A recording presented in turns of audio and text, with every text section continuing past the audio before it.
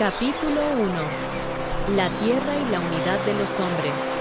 En los tiempos posteriores al gran diluvio, cuando el amargo sabor de la pena universal se había disipado y la tierra, lavada y purificada, respiraba frescura, la humanidad, descendientes de Noé, se dirigió hacia el este, buscando su nuevo Edén. Lo encontraron en las llanuras de Sinar, vastas como el océano.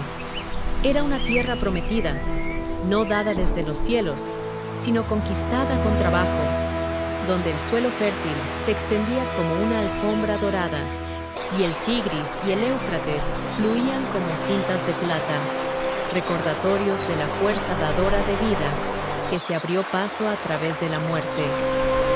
El sol aquí no solo salía, sino que ascendía como un rey majestuoso. Sus rayos apenas tocaban el horizonte, prometiendo un día interminable y una cosecha inagotable. Pero su mayor riqueza, el regalo invaluable que quedaba de los tiempos previos al pecado, era su unidad, absoluta, cristalina e inquebrantable. La gente hablaba un solo idioma, y esto era más que un simple léxico común. Era un solo corazón compartido, un único aliento, un pensamiento pulsante que fluía de una persona a otra. Cuando uno meditaba sobre la forma de un ladrillo, el segundo ya preparaba el mortero y el tercero visualizaba toda la ciudad. No había malentendidos, disputas ni ambigüedades. Eran como un mecanismo gigantesco y perfectamente afinado, creado para logros que trascienden la comprensión humana. Trabajaban juntos con una alegría que rozaba el éxtasis. Sus moradas crecían como hongos después de la lluvia. Sus campos se cultivaban con precisión de joyería. Y por las noches, junto al fuego, contaban historias sobre el justo Noé, sobre el arca que navegó sobre las cimas de las montañas y sobre el terrible juicio que apenas sobrevivieron. El recuerdo del diluvio era su recordatorio compartido del formidable poder del Creador. Pero con el tiempo, esta memoria comenzó a desvanecerse, convirtiéndose en una leyenda que solo resaltaba su propia ingenuidad y capacidad de supervivencia. Y así, un día, cuando el suave murmullo del Éufrates parecía demasiado silencioso en el contexto de sus grandes sueños, y las estrellas en el cielo nocturno, demasiado distantes e indiferentes, este sueño de grandeza se convirtió en una ambición atrevida y peligrosa. Una pregunta que sonaba a desafío flotaba en el aire. Si pudimos sobrevivir a la ira de Dios, ¿hay un límite para nuestro propio poder? La respuesta llegó en forma de una iluminación colectiva y frenética que traspasó miles de corazones simultáneamente. El grito resonó como una explosión que desprendió de sus almas la última carga del miedo al pasado. Vamos a edificarnos una ciudad y una torre cuya cúspide llegue hasta el cielo. Esta idea se convirtió en su proyecto loco compartido, su nueva religión secular. La torre no estaba destinada a ser simplemente una estructura, sino un símbolo materializado del poder absoluto del hombre sobre el destino terrenal. Estaba destinada a ser un ancla que los retendría para siempre de dispersarse por la tierra, lo cual, como sabían por los pactos de Noé, era la voluntad de Dios. Esto fue un acto de negación a cumplir el mandato divino de llenar la tierra. El orgullo humano, que había dormido después del diluvio, despertó. No era mera vanidad, sino un complejo mesiánico grandioso. Querían crear un plan de respaldo en caso de un nuevo diluvio, y lo más importante, hacerse un nombre. Este nombre era sinónimo de gloria eterna. Un monumento que superaría al Creador mismo. Sus corazones ardían con estas ambiciones. Era como una fiebre que se apoderó de toda la nación. Ya no miraban los cielos con reverencia. Los miraban como el escalón más alto, pero alcanzable. En esta llanura fértil de Sinar, bajo los rayos dorados del generoso sol, comenzaron a planificar una construcción que iba a ser el desafío supremo lanzado al cielo. Capítulo 2. El comienzo de la construcción. Las llanuras de Sinar cobraron vida y zumbaron, transformándose en una colmena épica y frenética. Ya no era la vida tranquila y rítmica de los agricultores. Era una maratón laboral feroz, apasionada y obsesionada. La torre se convirtió en el centro de su universo, el eje alrededor del cual giraba toda la existencia. Abandonaron la piedra común, dándose cuenta de que este gran proyecto requería un material más fuerte y más simbólico. Y así, multitudes de trabajadores se dedicaron a la quema de ladrillos, transformando la arcilla blanda de Sinar en bloques duros y cocidos que simbolizaban la naturaleza inquebrantable de su voluntad. Estos ladrillos, unidos con brea bituminosa natural, negra y pegajosa como el pecado original, se volvieron más fuertes que cualquier piedra, perfectamente adecuados para un monumento destinado a permanecer para siempre. El paisaje sonoro de la construcción era verdaderamente de otro mundo. Miles de martillos golpeaban al unísono. Millones de ladrillos caían sobre el mortero con un monótono chasquido, y el chirrido y estruendo de los mecanismos de acarreo, inventados específicamente para este proyecto, no cesaban ni de día ni de noche. Todos estos sonidos se fusionaron en un himno único y poderoso a la ingenuidad humana y a la autoafirmación. La gente ya no dormía mucho. Su descanso era corto, interrumpido, porque el espíritu de ambición no les daba paz. Incluso en sueños, parecían sentir cómo su creación seguía creciendo, tirando de sus almas hacia arriba. Los trabajadores, organizados con una precisión increíble, casi militar, trabajaban por turnos, levantaban piedras y llevaban pesadas vigas, sus rostros cubiertos de polvo y brea, transformándolos en titanes épicos y sucios. Los techos de las casas de abajo se desenrollaban como alfombras, y la torre crecía como un organismo vivo y pétreo que consumía constantemente recursos y energías humanas, pero que les pagaba con una altura vertiginosa. Se elevaba hacia el cielo, capa tras capa, nivel tras nivel, y pronto sus niveles inferiores se perdían en una neblina brumosa, mientras que los constructores, en los niveles superiores, veían la tierra solo como un punto pequeño y distante. Pero cuanto más alta crecía la torre, más profunda y oscura se hacía la grieta en el corazón colectivo. Entre los constructores, que comenzaron como un solo pueblo, había aquellos cuyos corazones estaban llenos de un anhelo de poder, gloria y memoria eterna. Ya no pensaban en nosotros, sino en yo. Todos querían que su nombre fuera grabado en piedra, que su destino estuviera entrelazado para siempre con este monumento. Era una competencia feroz por un lugar bajo el sol, o más bien por un lugar lo más cerca posible del sol. Ideales y ambiciones se entrelazaban con la ansiedad. ¿No se derrumbaría la torre bajo el peso del orgullo humano? Este orgullo era más pesado que cualquier bloque de ladrillo. También apareció una crueldad terrible. Si un ladrillo caía mientras se levantaba una carga pesada, se consideraba lamentable, pero mundano. Pero si un trabajador caía desde una altura, apenas se notaba. La vida humana se volvió más barata que un ladrillo bien cocido, porque un ladrillo era más difícil de hacer y entregar en la cima. La torre devoraba vidas, pero nadie se detenía. La inevitabilidad con la que crecía su grandeza amortiguó el sentido del miedo y el respeto por la vida.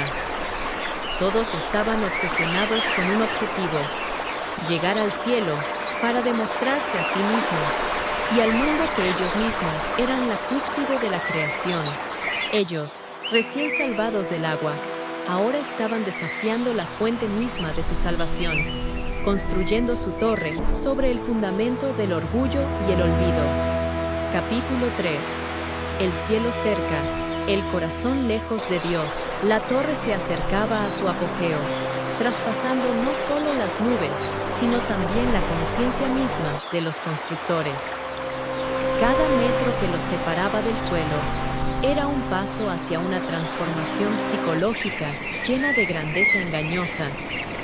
La gente, de pie en estas alturas peligrosas y vertiginosas, levantaba los ojos al cielo y sentía que la cima no solo tocaba, sino que aparentemente penetraba la capa de nubes. Respiraban el aire enrarecido, y esto causaba no mal de altura, sino ataques de manía intelectual y espiritual.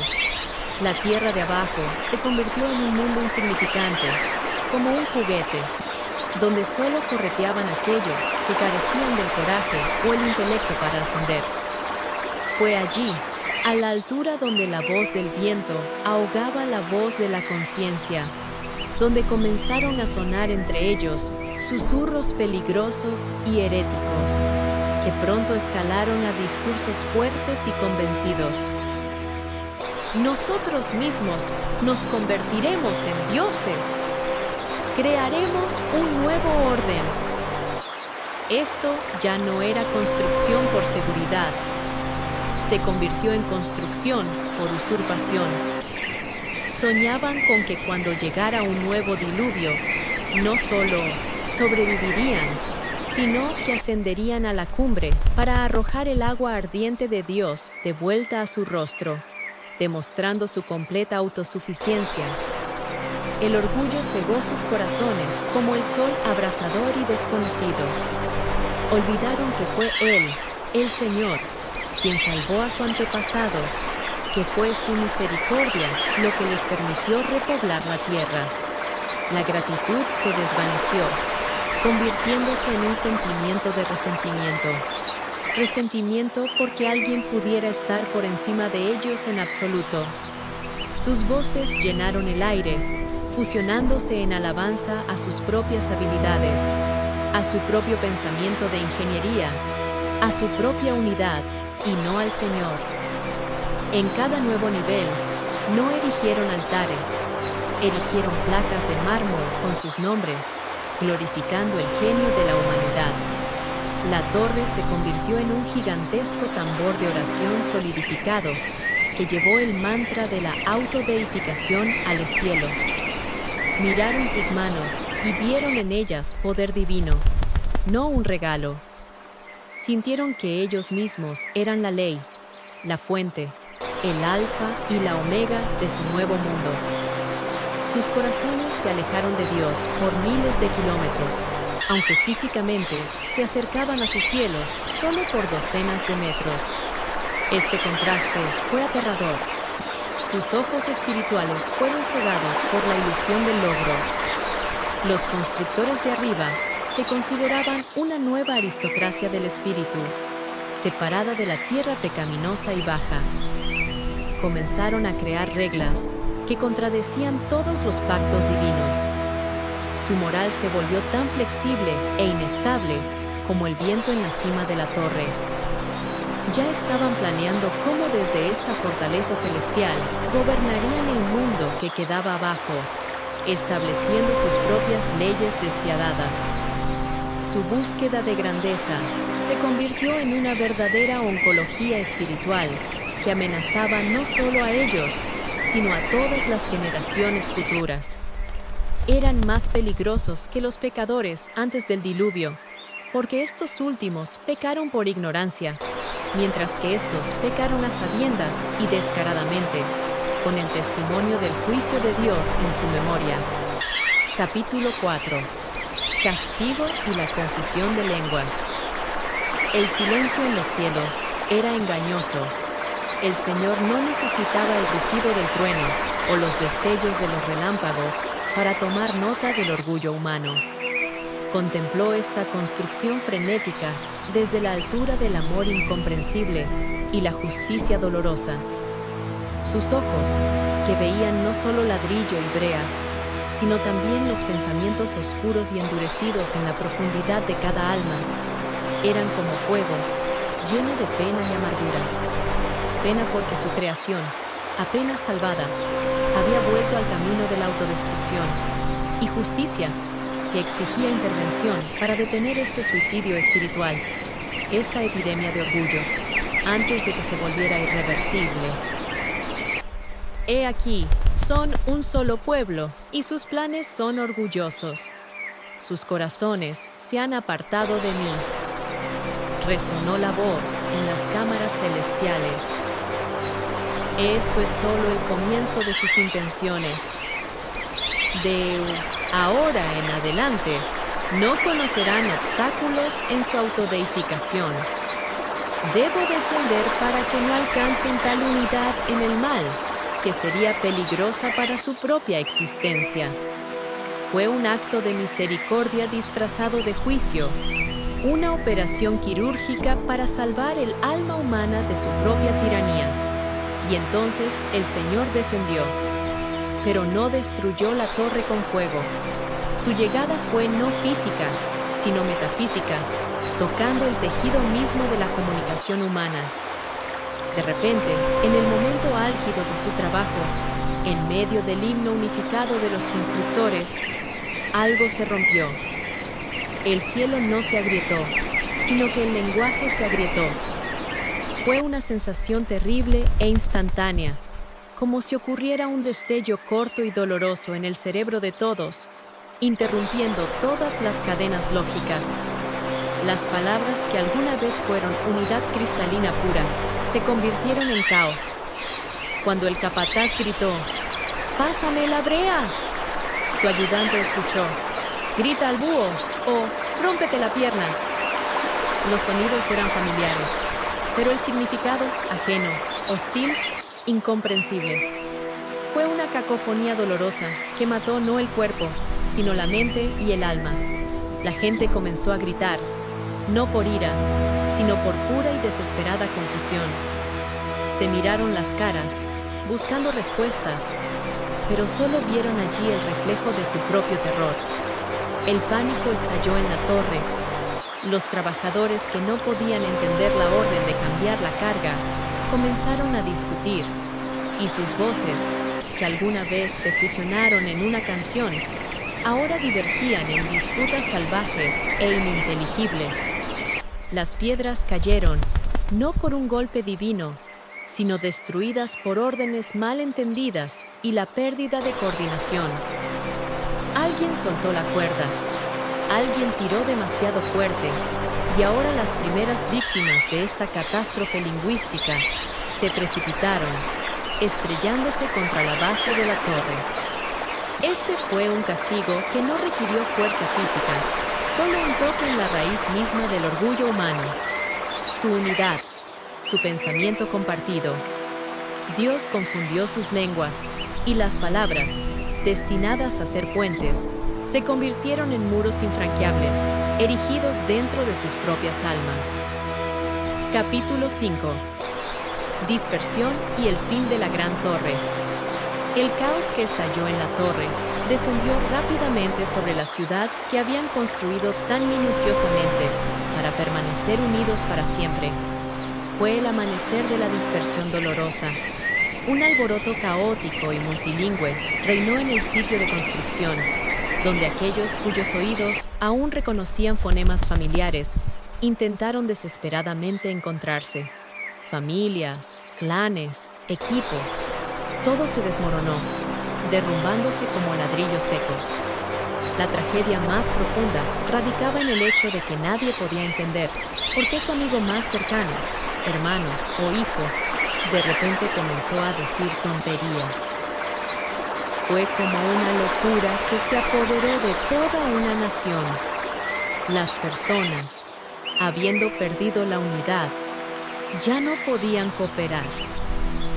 Cualquier intento de continuar la construcción resultó en nuevos accidentes y malentendidos tragicómicos. La torre, que se suponía que era su símbolo y refugio eterno, se convirtió en una amenaza gigantesca, silenciosa e inacabada, un monumento a su vergüenza colectiva. Permaneció como un fragmento, atravesando el cielo pero sin alcanzarlo, y su incompletitud fue el reproche más fuerte posible. Y la dispersión comenzó, dolorosa, forzada, irreversible. Los grupos cuyos idiomas, aunque mezclados con el original, conservaron cierta similitud, comenzaron a alejarse unos de otros. Se dirigieron al norte, al sur, al oeste, llevando consigo no solo las semillas de una nueva vida, sino también la pesada carga del malentendido que se convirtió en su maldición eterna. Sus miradas de despedida estaban llenas no de malicia, sino de pena ilimitada por la pérdida de un alma compartida. Las personas que hasta ayer eran una sola nación se convirtieron en extraños, obligados a aprender de nuevo a confiar y a negociar. En el sitio de su ciudad, que orgullosamente llamaron Babel, en lugar de la confusión, solo quedaron ruinas. Ladrillos enormes y cocidos, mezclados con brea espesa, yacían esparcidos por la llanura, como si fueran juguetes arrojados por un niño enojado. Las ruinas de la Torre de Babel se mantuvieron como un recordatorio eterno y magistral del orgullo de la humanidad. No solo estaba rota, estaba descompuesta en las partes constituyentes que eran los idiomas. La dispersión se convirtió en el comienzo amargo pero necesario de nuevas naciones, idiomas y culturas que posteriormente llenaron la tierra. Cada nuevo idioma, cada nuevo dialecto, era un fragmento de ese idioma único y original que se hizo añicos contra la roca de la autoadoración humana. Pero la memoria de la unidad, de aquellos tiempos en que la palabra no era un obstáculo, sino pura verdad, permaneció. La gente nunca olvidará que el deseo de exaltarse por encima de Dios inevitablemente se convierte en ruina y confusión.